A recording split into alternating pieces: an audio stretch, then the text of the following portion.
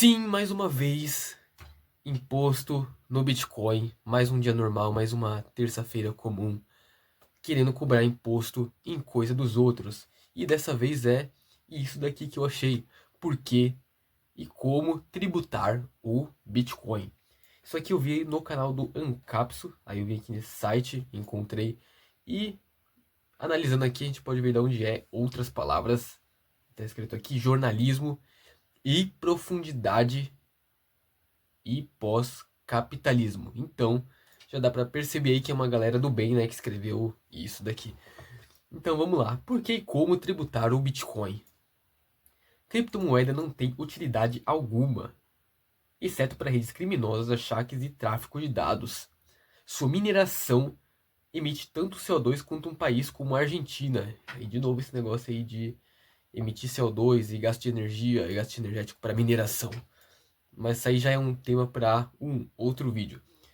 Imposto será o primeiro passo para taxar e inibir a especulação financeira. Então, a solução é tacar imposto no Bitcoin que vai estar tudo resolvido, todos os problemas do Bitcoin vão ser resolvidos quando tacar imposto, conseguirem bloquear o Bitcoin e ninguém mais conseguir usar o Bitcoin sem autorização do governo. Vamos lá. Por Dan Becker, tradução Simone Paz.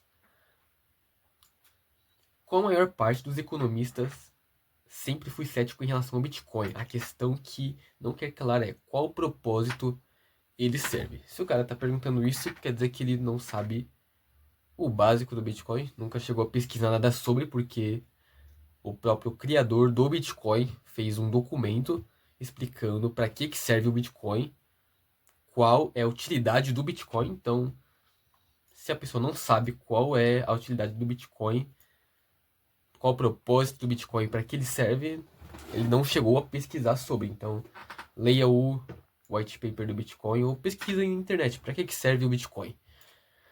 A ideia de que poderia ser uma moeda alternativa útil me parece uma piada.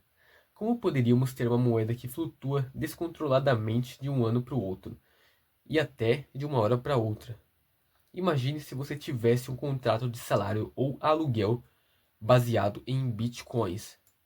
Então, o problema do Bitcoin é que ele não tem um preço fixo, então fica variando, então você não pode indexar um preço em Bitcoin. Não posso vender a minha garrafa precificando em Bitcoins, porque amanhã pode estar mais ou menos e isso vai dar um problemaço. Então, um contrato fixo, que você tem que pagar recorrentemente todos os meses em Bitcoin, seria um problema. E realmente, isso aí é um problema, mas não é culpa do Bitcoin. Ele não se propõe a ter um preço fixo. O que acontece é, como o Bitcoin ele é bem estável, enquanto mais recente você vê ele no gráfico, mais instável ele é. Então, lá no comecinho do Bitcoin, você podia ver que ele subia o dobro, 200% ao dia, muito fácil, 300%, caía mais 90%, e conforme o tempo vai passando, essas variações vão se tornando cada vez menores. Por quê? Porque tinha pouca gente no Bitcoin, era uma coisa nova, tinha essa variação, então tinha muita mudança na oferta e na demanda do Bitcoin, que fazia essa variação de preço muito grande. Então você pode ver que conforme o tempo vai passando, mais estável vai ficando o Bitcoin. E por isso que quem entrou no Bitcoin há 10 anos atrás teve um ganho astronômico de sei lá quantos mil por cento. E agora, se eu botar um dinheiro no Bitcoin, esperar um ano, pode ser que ele não suba nem 50%. Então, esse é o problema de você precificar as coisas em Bitcoin num preço fixo. Mas aí, continuando, tanto seu salário quanto seu aluguel teriam mais do que triplicado no último ano, deixando provavelmente desempregado e impossibilitado de pagar um aluguel proibitivo. Os economistas muitas vezes exageram o problema de inflação, mas ter uma moeda com aumentos e reduções de valor drásticas e imprevisíveis é um problema real. Sim, isso é um problema, mas o Bitcoin não se propõe a ser uma moeda estável onde você vai ter um preço. Ele se propõe a ser uma moeda de troca descentralizada e é isso. Portanto, o Bitcoin pode não ser útil como moeda, mas talvez possamos tratá-lo apenas como um meio para especulações inofensivas, como figurinhas de álbuns ou tokens não descartáveis. Pois bem, acontece que o Bitcoin não é totalmente inútil. O Bitcoin não é totalmente inútil. Isso aí deu para acertar. é uma moeda escolhida por aqueles envolvidos em atividades ilegais, como as redes criminosas e, é claro, para extorquir empresas por meios de ransomware. Ou seja, o Bitcoin tem uma utilidade que é você transferir dinheiro, transferir valor de maneira anônima, de maneira privada, e quem usa isso? Criminosos. Ou seja, se você usa Bitcoin, você é um criminoso.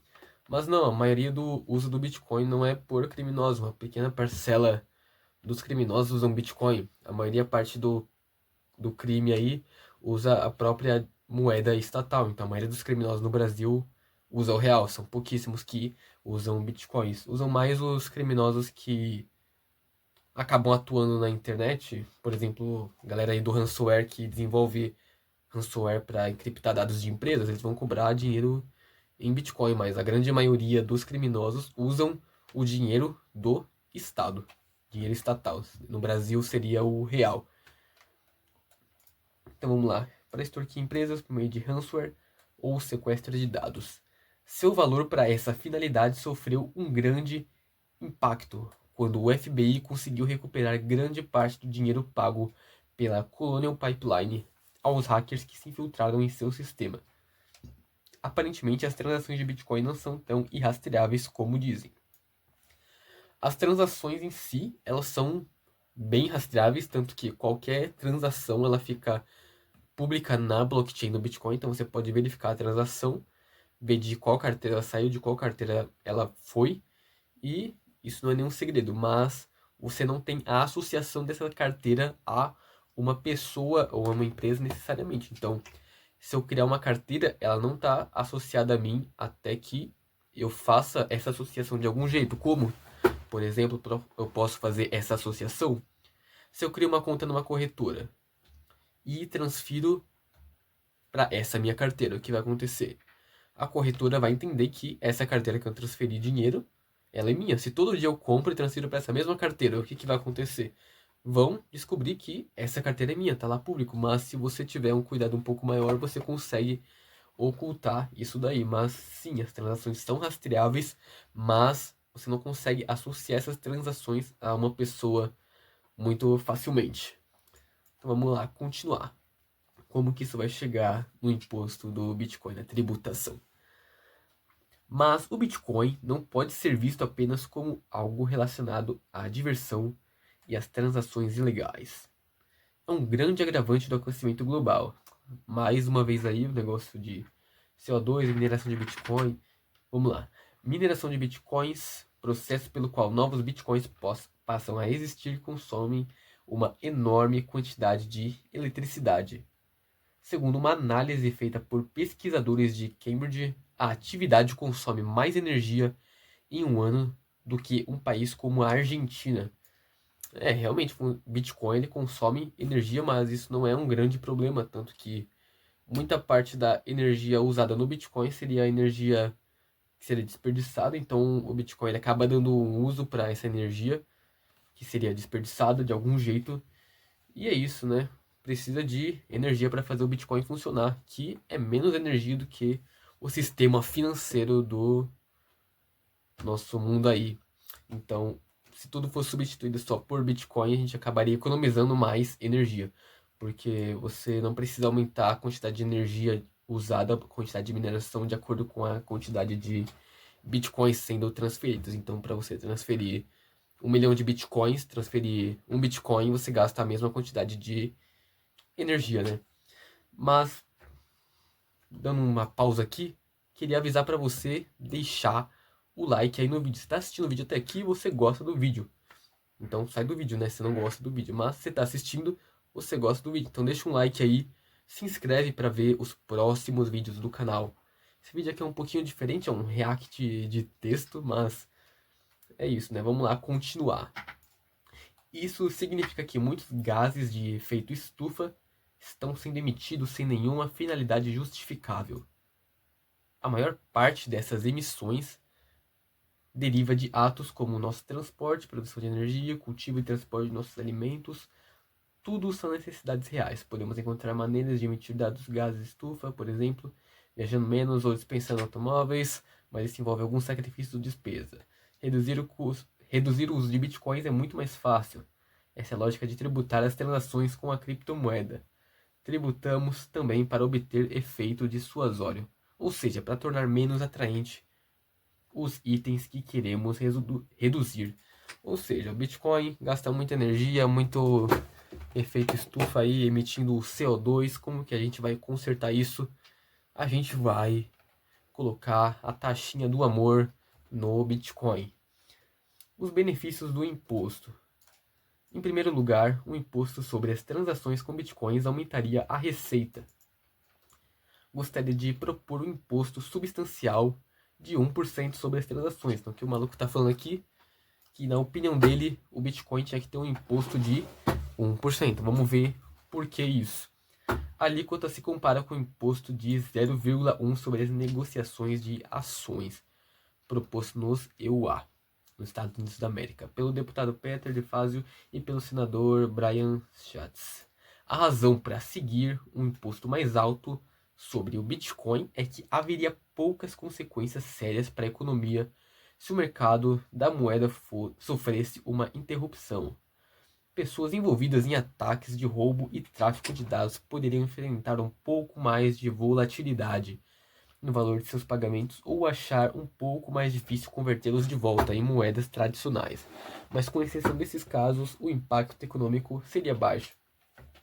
Só que não faz tanto sentido porque as pessoas que mais seriam afetadas são as pessoas que não são criminosas. Você que quer negociar Bitcoin de maneira totalmente legalizada, ia ficar muito mais caro para você, porque você tinha que pagar o imposto de 1%. Se você já é um criminoso, você não está seguindo a lei, você está cometendo um crime, você já está fazendo uma coisa errada, o que é você fazer uma sonegação, você fazer um esquema para você não pagar esse imposto. Então, se o cara lá certinho, ele quer usar a corretora dele, ele quer comprar o Bitcoin da maneira certa, ele vai pagar esse 1%. Já os criminosos, a galera do tráfico de dados, eles não vão pagar esse 1%, porque não tem como você cobrar 1% de imposto direto no Bitcoin, na rede do Bitcoin. Você teria que fazer uma mudança nisso e ninguém vai aceitar isso. O único jeito seria você cobrando imposto na hora que você vai sacar o seu Bitcoin em alguma corretora ou algo do tipo, mas se você é um criminoso, você já não vai sofrer tanto por esse problema, que vai incentivar mais pessoas a negociarem com P2P de maneira informal, que você não vai pagar esse 1% de imposto. Mas lá, continuando. Em contraposição, mesmo com toda a especulação que temos nos mercados financeiros, eles ainda servem a propósitos produtivos, ou seja, o mercado financeiro top, ele serve para um propósito, mas Bitcoin não, então tem que ter imposto. É preciso ter cautela para não impor um tributo que possa ser desestabilizador. Um tributo de 1%, eita nós, um, um tributo de 1% não é exagerado. O Reino Unido cobra 0,5% sobre as negociações com ações. A alíquota foi de 1% em 1986, mesmo assim, o país passa por uma das maiores bolsas de valores do mundo. Quer dizer, o país tinha. Certamente o imposto de 1% sobre transações em Bitcoin não fechará o mercado da moeda, mas pode reduzir substancialmente o volume de transações. Tipo, transações entre carteiras de Bitcoin você não vai conseguir cobrar imposto. Se transferir da minha carteira para a carteira de um amigo meu, não teria como cobrar imposto nisso. Então as transações de Bitcoin, acho que talvez continuariam iguais. O que mudaria seria a hora de comprar Bitcoin e vender Bitcoin, que você teria esse impostinho aí de 1%. O que você faria? Vai comprar com um P2P. Também é provável que torne menos atraente para quem não precisa dela, para fins ilícitos, o que reduzirá seu valor. Mas exatamente isso que eu falei. Se você usa o Bitcoin para fins ilícitos, não vai te afetar tanto isso quanto você usar o Bitcoin de maneira totalmente legalizada, de acordo com as leis. Isso significa que as pessoas tenderão a dedicar menos recursos à mineração de Bitcoins, o que seria uma vitória real para o planeta. Há também a questão de que... Mas ó, uma coisa que mudaria. uma vitória real para o planeta porque iam minerar menos Bitcoin. Só que para isso, teriam que cobrar esse 1% de imposto no Bitcoin em todos os países que são vantajosos fazer a mineração de Bitcoin. Porque tem certos países que são os grandes mineradores de Bitcoin. Não são aleatoriamente. Tipo, o Brasil, você não tem tanta mineração de Bitcoin quanto a China. E isso tem um motivo. Na China você consegue minerar de Bitcoin de maneira muito mais barata. Tenta comprar uma placa de vídeo, algum hardware para você tentar minerar Bitcoin no Brasil. Tenta importar isso daí. Você vai ter a taxinha do amor. O que vai acontecer? Na hora que você minerar, você vai ter que pagar a sua conta de energia, que no Brasil não é nada barato comparado à China. Então a China já tem uma vantagem em relação ao Brasil. E é isso. Se você cobrasse esse imposto de 1%, na mineração, por exemplo, você ia desincentivar um país a minerar, mas ainda existir mais 100 outros países que você podia minerar. Então, a mineração de Bitcoin vai continuar existindo, independente do que aconteceu. O que vai mudar é como ela ocorre, onde ela ocorre. Como eu dei aqui o exemplo, não ocorre mineração de Bitcoin no Brasil, porque não vale a pena economicamente. Você vai perder dinheiro se você tentar minerar Bitcoin no Brasil. Vale mais a pena você minerar na China, no Paraguai, ou qualquer outro país aí que seja mais vantajoso financeiramente, porque minerar no Brasil é você perder dinheiro. Há também a questão de quanta receita um imposto sobre Bitcoin geraria. Atualmente, o volume de negócios gira em torno de US$ 1 bilhão por dia, ou 350 bilhões por um ano. Mas isso aqui é o que? Transações de toda a rede do Bitcoin, ou são de pessoas comprando Bitcoin e vendendo Bitcoin? Isso aí eu já não sei. Mas se for o valor total de todas as transações da rede do Bitcoin, não ia interferir em nada, porque não ia ter como cobrar esse imposto. O Bitcoin foi criado exatamente para isso, para ser livre e descentralizado. Então, ele já tem essa barreira anti-imposto. Se você quiser cobrar imposto no Bitcoin no mundo inteiro, é uma coisa totalmente difícil. O imposto de 1% renderia só no ZEUA 3,5 bilhões de dólares por ano, se não houvesse queda no volume de negócios. Mas, evidentemente, o objetivo do imposto é reduzir o volume de transações e o interesse no Bitcoin. Então, os caras não se decidem, eles querem cobrar imposto no Bitcoin para conseguir mais dinheiro e também para reduzir o incentivo das pessoas usarem Bitcoin. Mas, né, se o volume cair à metade devido a menos negociações e a um preço mais baixo da moeda, reuniremos 1,75 bilhão por ano, ou 17,5 bilhões numa década. Ou seja, menos dinheiro da galera circulando no Bitcoin e mais dinheiro para o Estado. Não é muito comparado ao orçamento. A calculadora de orçamento do Centro de Pesquisa de Economia e Política, Center for Economic and Policy Research, estima que seria igual a 0,03 dos gastos públicos. Não é um grande negócio, mas não é totalmente trivial. A receita anual equivale a aproximadamente 8 milhões de salários mínimos brasileiros. Mas há outro benefício no tributo sobre as transações em Bitcoin. Ele permitirá testar com pouco risco mecanismos de cobrança de outros impostos financeiros. Então não basta cobrar imposto no Bitcoin. Não querem só imposto no seu Bitcoin, querem imposto em tudo. Qualquer serviço financeiro estão querendo cobrar imposto. E não é novidade para ninguém. Com frequência afirma-se que impostos sobre transações financeiras não são aplicáveis. A evidência sugere o contrário. O Reino Unido arrecada por ano equivalente a 0,2% do PIB com seus impostos e transações com ações. E inúmeros países no mundo obtêm receitas substanciais com impostos sobre transações financeiras. Esse assunto aí está bem relevante aqui no Brasil, né? O IOF aumentando. Então, é isso. IOF é impostos de operações financeiras, ou seja, você vai fazer uma operação financeira, vai pagar mais imposto. Os impostos sobre transações financeiras são, é claro, arrecadáveis, mas certamente há brechas para driblá-los. E provavelmente a evasão seja um problema maior no caso do Bitcoin, em que muitas transações envolvem atividades ilegais. Mais uma vez, né? Vai ser mais difícil você tributar as atividades ilegais do que as atividades que não são ilegais, pelo mesmo motivo que eu já falei 2 vezes aí anteriormente. É por isso que temos em mão uma grande oportunidade de inovar além de outros mecanismos de fiscalização disponíveis. Também podemos oferecer uma recompensa às pessoas que denunciarem sonegadores. Podemos, por exemplo, oferecer-lhe 20% do imposto arrecadado a partir de suas informações. Então você vai ganhar dinheiro aí denunciando a galera que sonega Bitcoin, que não paga o imposto do Bitcoin. O que é fazer cada vez mais gente transferir de Bitcoin de maneira mais anônima ainda possível, porque se descobrirem você vai ter que pagar uma multa aí e alguém vai te denunciar e tudo mais.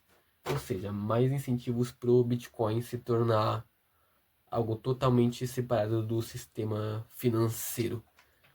Por exemplo, suponha que alguém negocie 200 milhões de dólares em Bitcoin com uma alíquota de 1%. Essa pessoa passa a dever 2 milhões de dólares. Se optar por não pagar seus impostos, o empregado denunciá-la à Receita, o denunciante poderia receber 400 mil, uma bela recompensa. Esse sistema daria aos trabalhadores um forte incentivo de relatar a sonegação fiscal de seus patrões, ou seja, incentivar a galera a denunciar os seus patrões. Mas que patrão usa Bitcoin? Ficou meio sem sentido esse exemplo, né?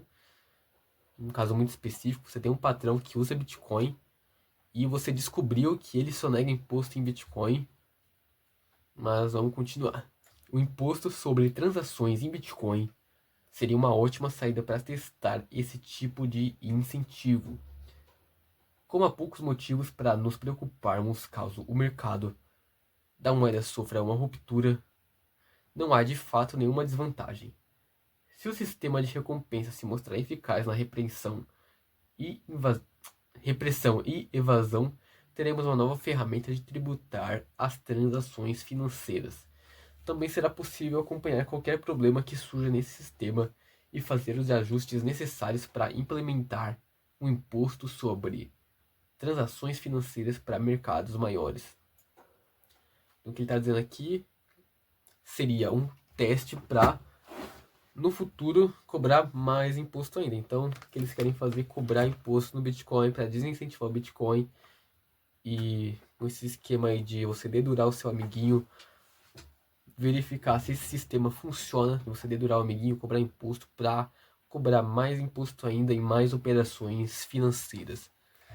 Em resumo, o mercado de Bitcoin oferece um grande laboratório para experimentar impostos sobre transações financeiras, embora haja experiência suficiente em lidar com eles.